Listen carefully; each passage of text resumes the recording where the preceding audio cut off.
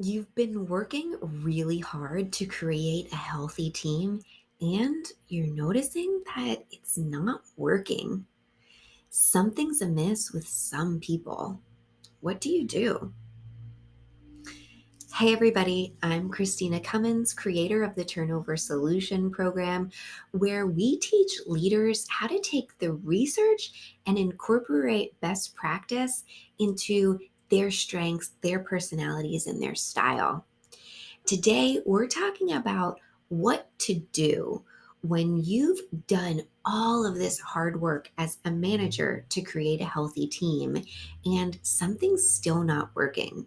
You're noticing that there's still one or two, maybe more people presenting with low motivation, high cynicism or negativity, and they're not following through on their deliverables. Trying to keep it simple. So, here's the 3 steps to get you started in addressing this. Step number 1, you have to turn this into concrete observations. Forget the it feels like, it seems that, I think that. No, throw it out the window. It's this happened on this date. Or in other cases, this did not happen. Something was due and it did not happen. It did not come through on this date as it was supposed to. You're clarifying that for yourself. Step number 2 is taking that to an outside perspective. Ideally, this is going to be a supervisor, perhaps a coach that's in house or house adjacent. If you absolutely have to, you can bring it to a peer that's going to be discreet and professional about it. And you're going to be talking through your feelings about the situation with this employee or these employees and the concrete observables that you have already clarified for yourself. And you're going to be asking yourself 2 very important questions. Write these questions down, put a big star next to them. Is this impacting my team culture negatively?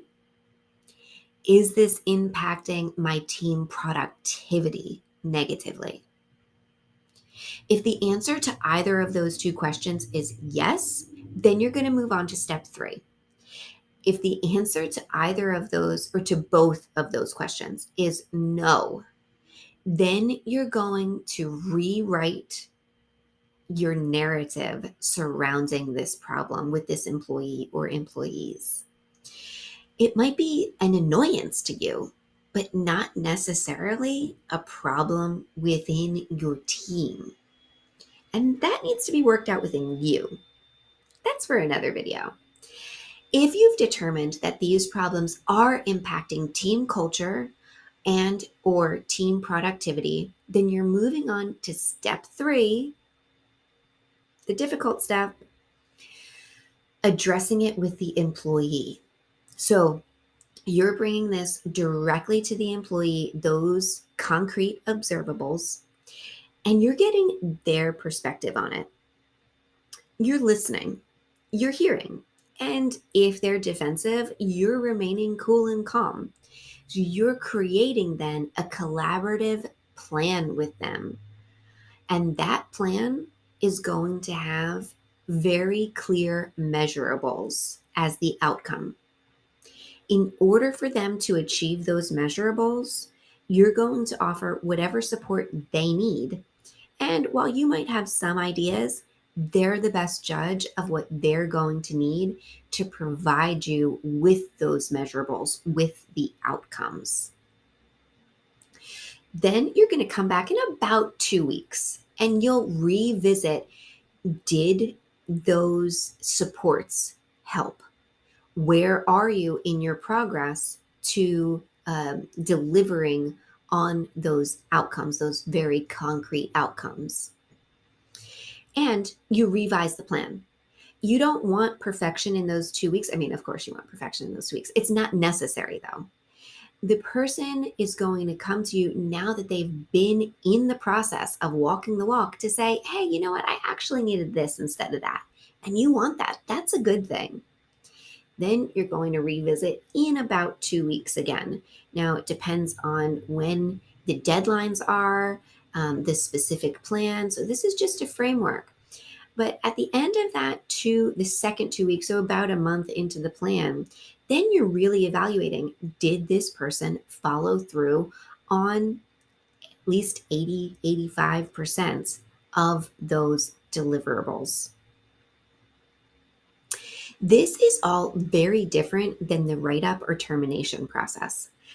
For most people, and this is generals, from what I have observed, people that tend to go with the low motivation, high negativity, or cynicism respond very poorly to being written up. It generally doesn't motivate them to do more work or to be more inspired to unite with the team.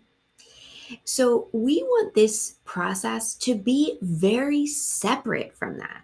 Now, if this process does not go well at all, or the person is unwilling to engage in the process, then moving towards write up and terminations would be the next step. Leading isn't always pleasant, and it's certainly not always easy.